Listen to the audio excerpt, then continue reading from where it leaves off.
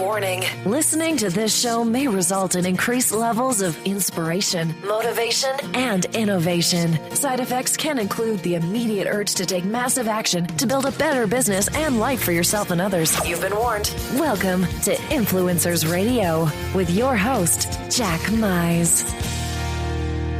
You know, today I'm feeling really good, very happy, because the guest that I have on today makes me happy. She has such an infectious enthusiasm for what she does.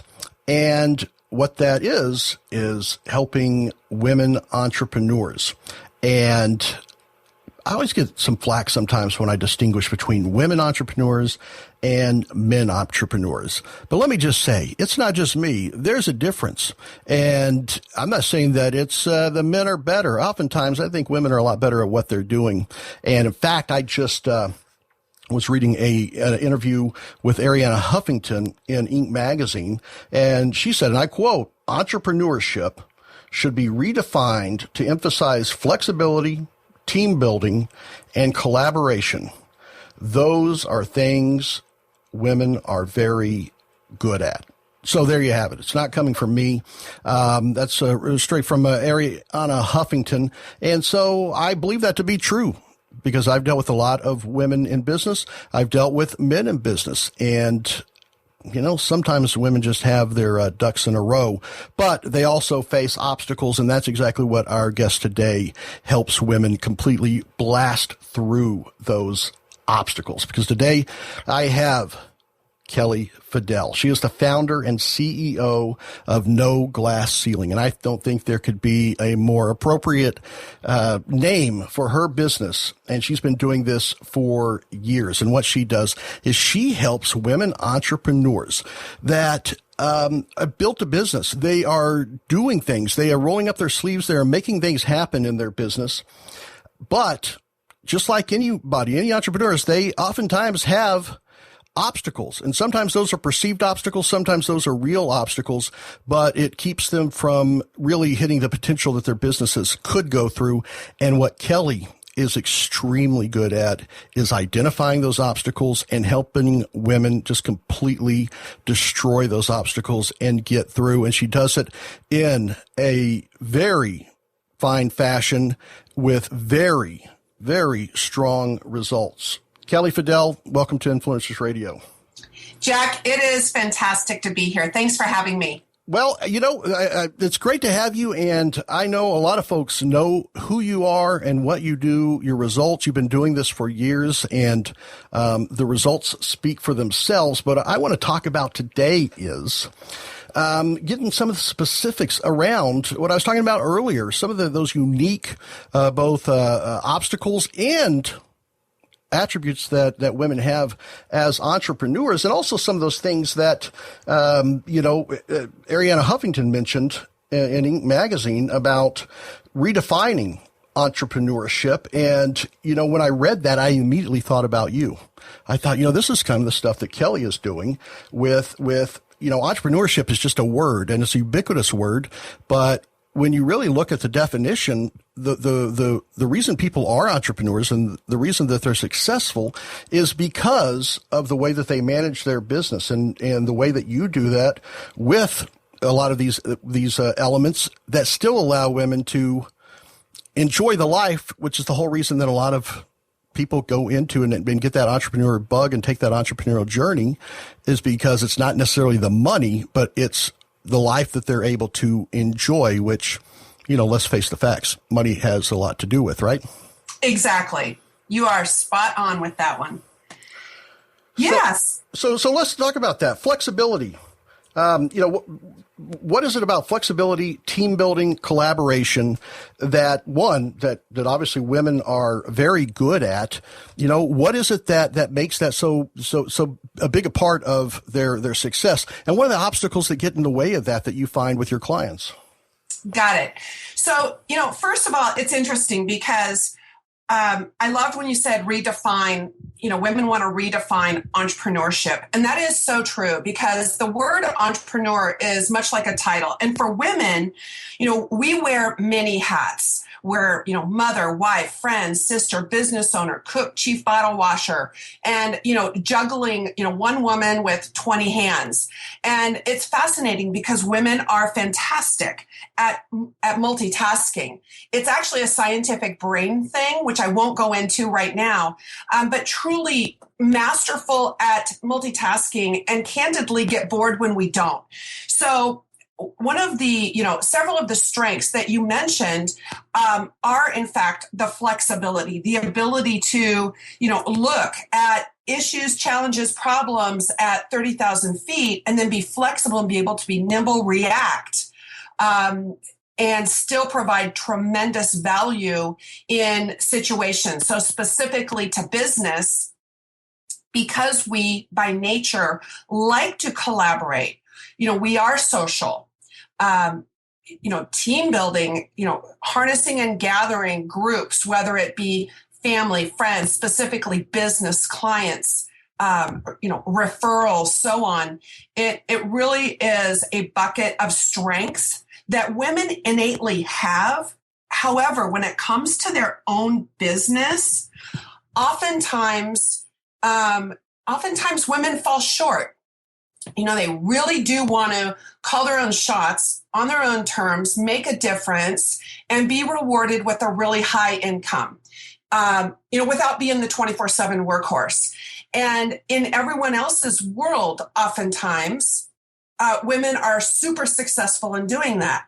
And when it comes down to, taking care of their own business and space and life, creating their life that they want, they fall short. So, as far as landing higher paying clients, it's fascinating because women are fantastic at really tapping into markets which businesses really are looking for someone that can move quick at the speed of their business, right? So whether it be working with a high-end entrepreneur, small, medium, or large company, those groups of folks are really demanding and looking for a thought partner that can take their business to a whole nother level. And because business changes at the speed of light, it moves at the speed of business, being able to multitask, be multifunctional, and have that team building, that collaboration, and that flexibility is what women thrive to do and be and live in that space. Well, I think, and let's throw political correctness out of the window. All right. Yeah. Let's just be blunt. You hear a lot of how women have come a long way over the last 50 years, over the last 100 years. And when people say that, I think the reality is they haven't come a long way in their abilities. They haven't come a long way in the results they produce. I think they've come a long way in being recognized as a person that has those abilities and produces those results that they've been doing this whole time, but haven't been recognized. Because I know that, you've seen it throughout history and art and everything. They say that there's behind every, great man or successful man, there's a woman back there. And now what they're doing is they're coming out and they're coming into the forefront. And whereas before, men were the ones that were landing the high paying clients, men were taking the credit. Now the women are stepping out, and it seems like even though they have the fulfillment down, they have the ability to do some magical things, but we're coming into an era where they're the ones that are actually going out and commanding the audience and getting the respect. When you look at CEOs like from Yahoo and about her name escapes me, the lady that was with eBay and has moved on. Yeah, Meg. Yeah. Now they're being recognized as the ability to run these, and so now women are taking on. Okay, so I don't need any more recognition. I need to get down to business and go land these clients. And now that you have more women that are in decision making decision-making positions in companies and people that are actually making buying decisions. Have you found that sometimes women resonate better with women entrepreneurs, even if women are selling to the corporate world, the corporate buyers, if they're women, do they resonate better? And again, I'm throwing political correctness out the window. I just want to know what the real deal is. Do you find that there's a relationship that allows women to be able to, what used to be the good old boys clubs, maybe it's moving into the good old girls clubs. Do you see that as attribute at all that's going on? Yeah, and I'm really glad that we're just going to kind of pull back the curtain. I love that. And I'm known for disrupting the boys club, which I think is a lot of fun. So, let's just call it what it is. There's really two areas, right? There's working in businesses, and then there's working as an entrepreneur. So, working in businesses, what has really happened is that women have drawn a line in the sand and said, I can do this. And I'm going to step into exactly what I know how to do. Women are quick to make decisions. They make fantastic decisions, and they're quick to make those decisions. And there are several female decision makers within companies, small, medium, and large, okay, using those same skill sets and collaboration, networking, team building, et cetera, to be able to turn the dial and increase profitabilities within organizations. So is there an advantage? Here's what's fascinating. When I was in corporate for many years, sat, in a boardroom, competed with some of the most powerful men in the world and won. Here's what I was told, and it still happens today. Men don't really care if you're a woman or a man, as long as you can get the job done, but they prefer to look at a pretty woman. Hey, fantastic. I dig that. Now, on the flip side of that, a woman that's capable, as long as someone can get the job done at the end of the day, that's what matters. The breakdown, which is where women need to break through, is that they have these perceived glass ceilings that need to be shattered, right? The glass ceiling does not exist. It's a perceived barrier. So the biggest challenge for women in building their business is that they are born, they have all of this experience, and all of a sudden they start a new venture. And they say, okay, this is a new venture. I'm going to completely torch, burn, forget any of my previous experience or area of brilliance. And I'm going to pretend I have no magic. I'm going to start completely over. It's a woman thing. It happens, not for all women, if you're listening. But oftentimes, I've spoken to over 1,200 women in interviews, and it's astounding to me that they believe that in starting a new venture, or because they don't have the answer, that it becomes a new barrier to point of entry. So some of that starts from childhood. Some of that starts in just working in business and bumping into an obstacle, not understanding how to tackle it. And at the end of the day, I believe that women want to call their own shots. And I loved what you said, Jack, about it's not about the money. I don't believe women want it all, but they want what they want on their terms. And truly, it's about creating that perfect life, right? Whatever that is for you, whether that's no longer outsourcing the kids. Like for me, I don't work on Fridays. I'm a football mom. I take Fridays off. I'm super involved in football with my kids. My clients know it. Everybody digs it. And they say, wow, I wish I could have that too. So it's about defining your business and then setting the boundaries and going out and landing those high-paying clients that you want, keyword want, so you can fire the broke, whiny clients. Yeah, well, here's the thing. So, women may not want it all, but they want what they want, and money may not be the final outcome, the end goal. But the fact remains, I was looking at some statistics. Women account for $8 trillion. That's with a T, trillion in consumer and business spending. So they definitely have some influence financially. This is a stat that I think is wrong. It says women control more than 60% of all personal wealth in the U.S. Personally, I think it's probably closer to 80% because they control a lot of the wealth that people think are men's. If you look at what is the recent thing with the Donald Sterling and the Clippers, when it all came said and done, his wife was the one that negotiated the sale of the team and all of that. So even though he had the wealth, he had to say control. When you put that word in control, I think they're controlling of way more than 60%. And this one I can't believe, women account for 68% of all total online spending. I'm not trying to perpetuate a stereotype there, but I think it's just the fact. So they have the money. There's money out there, and they're either controlling it, they're earning it, or they're spending it on behalf of businesses or their companies.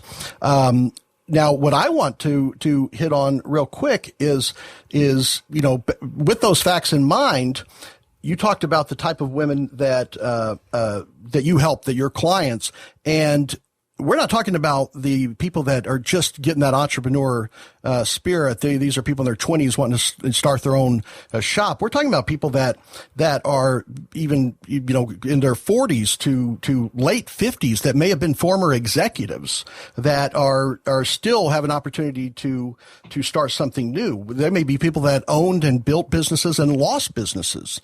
So what you're saying is, regardless of what the past is or what the past outcomes were, all those experience can benefit someone to now start something new or take their current business beyond what they may have thought that they could.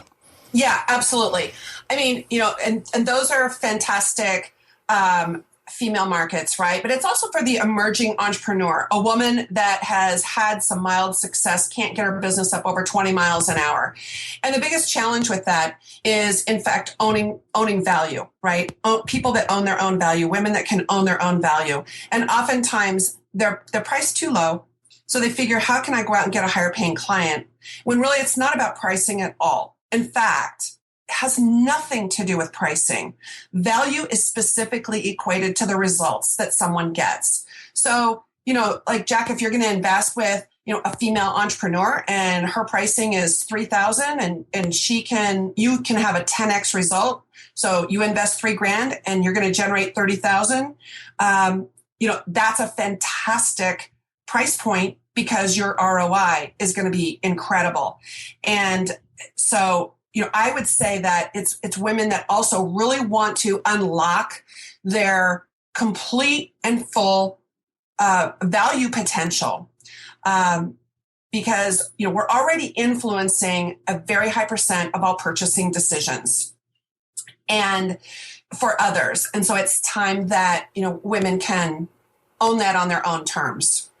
Yeah, and I've seen evidence of this. I've seen the folks that people that are your clients that were perhaps stuck in there, that had that mindset that it's always ironic to me when people say I want to make this much money, and then they jump right in and start underpricing their selves, right? And I've seen people where you've been able to shake that mindset very, very quickly. And what is it? Is there something that you can identify, that you can see in the eyes of your clients, or kind of where that obstacle lies so you can push it out of the way, that gets them to go from here's what I charge, here's what I think the value is, to increasing that and sometime multiplying that number and that value very, very quickly? Because I've seen some incredible results that you've been able to produce with people that dramatically change their income. Could you identify what it is that stands in their way and what it is that you knock out of that way for them to understand their value? Yes. And so it's actually two very distinct and actually very simple things. So the first is mindset. Now, I have to tell you, when I hear the word mindset, I cringe. I'm a football mom. I'm like, really?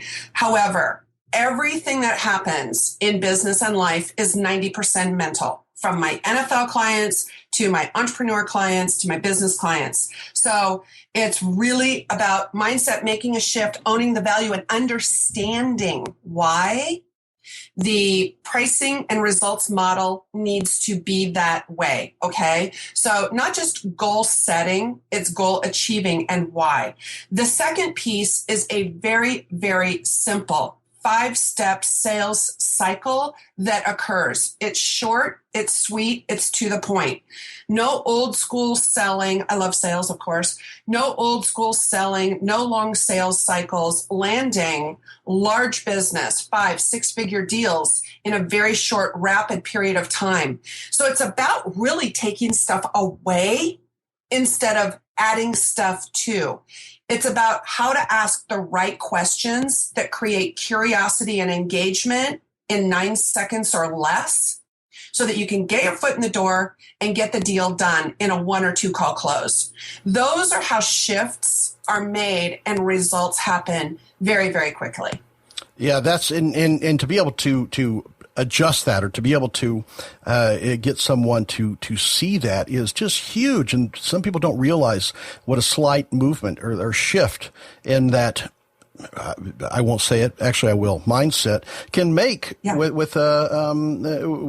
with huge leaps like that. And that's where, I find you truly an influencer. Why I love having you on Influencers Radio, because you've influenced so many people in their business, which in turn influence their lives and influence the people that are in their lives. What I like to find out is what influences the influencer. What is it that inspires you, that influences you in your business, that perhaps, finds its way through to your clients and benefits them as well? I can share with you, in a nutshell, because I could talk about this for days. Really, it is several people, but, my mom is a huge influencer. I started selling when I was 9 years old. So raised by a single mom, we didn't have a lot of money, and I wanted to get a pair of shoes. Girl's got to have her shoes, right? And I think that's part of that 68% of all total spending, isn't it? Exactly. And, we didn't have the money. And my mom said, hey, go pick avocados off your aunt's tree, put them in a bucket, and go sell them to the neighbors. And I did that. And what I didn't realize at the time is that on an ongoing basis, she was teaching me how to, break through the glass ceiling, if you will. And I've had some really great folks in business and life that have taken me under their wing. And, of course, I've had a lot of hits. But when I step back and I see how other women struggle, there's no need for it. So I'm really at a point in my life. I mean, no glass ceiling really started 20 years ago. And it's taken me a little bit to say, I'm not going to be afraid. I'm drawing the line in the sand. I'm going to do this for others. And, I'm really at this point legacy committed to helping 1 million women make one change, just one change in their personal or business life. And Jack, that represents 1% of the population, and it will cause a ripple effect from around the world. And it's possible. And it's something that I can give back and contribute. Because let's face it, at the end of the day, there's 2 things that we cannot take with us, and that's money and knowledge, right? Or material effects and knowledge. And so I'm really committed to giving back and making sure that I can really create a flip-flop in the industry and, make a change for people. And it's happening.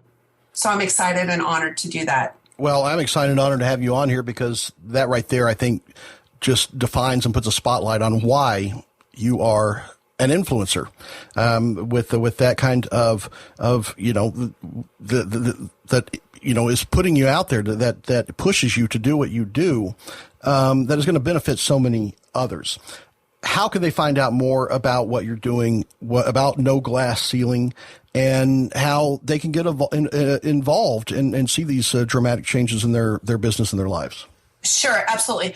Well, first of all, there is a lot of really great online courses, interviews that are completely free. I'm committed to providing not information. Everyone can go Google that, but true insights and information that's going to really help people create some of these results in advance. So there is a free membership that's available at noglassceiling.com.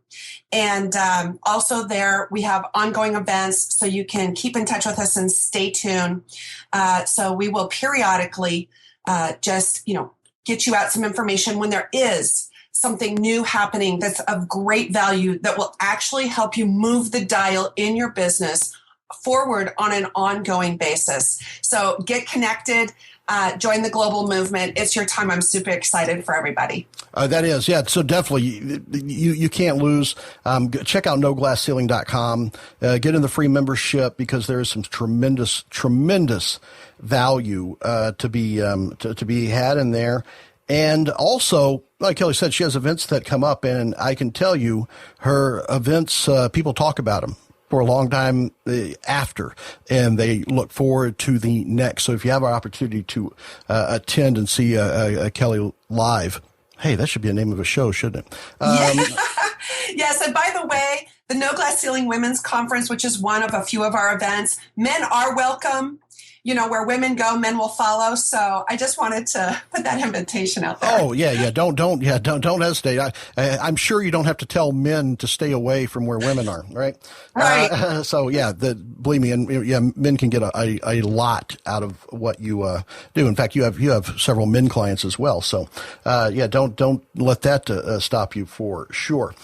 Kelly, I want to thank you so much for being on Influencers Radio today. It's been an honor and some great information. Thank you, Jack. It has been my honor and pleasure to be here, and thank you so much. All right, folks, there it is. Check out noglassceiling.com. And until next time, remember, you are the only real game changer. You've been listening to Influencers Radio. To get all past shows and updates on future shows, visit influencersradio.com today or follow us on Facebook at facebook.com/influencersradio.